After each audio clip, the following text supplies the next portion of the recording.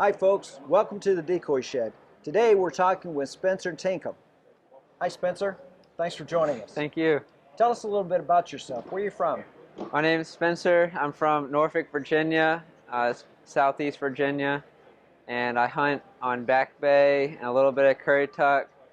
It's kind of Southeast Virginia, Northeast North Carolina. So tell us how you got started carving. Well, I first started when I was 8 years old.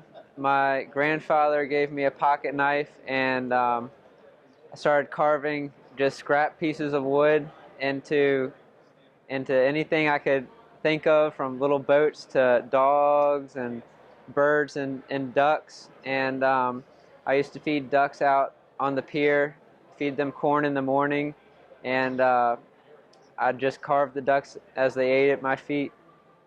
So now I heard a rumor that you might have also carved some soap. Is that true? That is, yes, I started carving soap, all the soap that I could find in the house, and before too long we were out of soap, and all my little birds were in the little soap dishes in the showers and everything, and you'd have to be careful. I attached the heads to the bodies with a toothpick, so if you were washing yourself, you might stab yourself with a toothpick.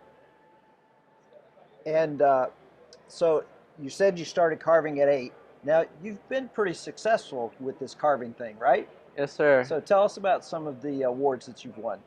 Well, the biggest two were probably I won the Youth World Decoy Carving Championship twice, and then I won the Adult Grand Championship award at the Rappahannock Decoy Show in Whitestone, Virginia. And those are probably my two biggest achievements. So is a particular style of decoy that you enjoy carving the most? Well, I used to really be into the decoratives and the fancy decoys, and now I really like the folk art side and the primitive side of carving and of birds. And so I don't really make many realistic birds anymore. It's more stylized, and I try to make pieces that are really unique and really unique to me. And so I try to make pieces that nobody else is making. And that's your original stuff. Yes, sir. But you also kind of have a sideline hobby of restoring vintage decoys. Is that right? The restoration, I'm a full-time carver and restorer, and the restoration is probably my main business. I do that about 3 or 4 days a week and cap it off there, and then I carve contemporary stuff about 2 or 3 days a week. So Spencer, you mentioned that you do the decoy, vintage decoy restoration for part of the week, but then you jump to contemporary carving. So tell us a little bit about that process. What gets your juices flowing and gets you excited to carve something different than all the restoration work that you've been doing? Well, some of the skills that I use with the restoration I carry over into my contemporary pieces. I make a few gunners during the year that I hunt with that are a little bit fancier, but they still have my personal style, and they're branded, so they've been in my rig. But most of them, they're kind of antiqued, and I actually go out a couple times a week out in the bay or in the river, and I just comb the marshes and the beaches for old wood. And I like to be able to use this old wood and give it a second life. It's already got kind of a provenance to it because it's got a story from where I found it, and whether it was from an old fishing pier or an old post with a cool sign on it or something like that. It's got a unique story. I recently made an owl that came from the beams from an old house, and it was an old duck hunting club.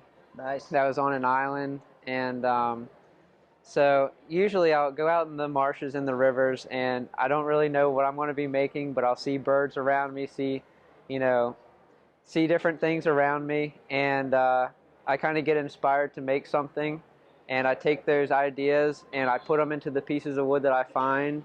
And so all of my kind of contemporary pieces, they have a piece of me in them and a piece of my local heritage and area that are a part of them too, because that's kind of where their roots are. And all the wood has all that natural wear in it already, and so it's a true kind of old piece that I'm just enhancing and letting somebody appreciate. So it's got your character and its character. Absolutely, Yeah, absolutely. great.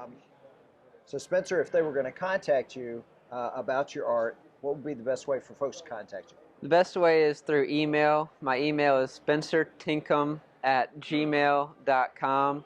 I also have Facebook and Instagram pages, and you could follow those and like those. They're called Tinkham, Decoys, and folkart.com. And I also have a website, www.tinkhamdecoysandfolkart.com. Terrific. Thanks again. Thank you. And folks, this guy makes beautiful decoys, as you've seen in the footage as we've been talking. So go check him out and take advantage of this talent.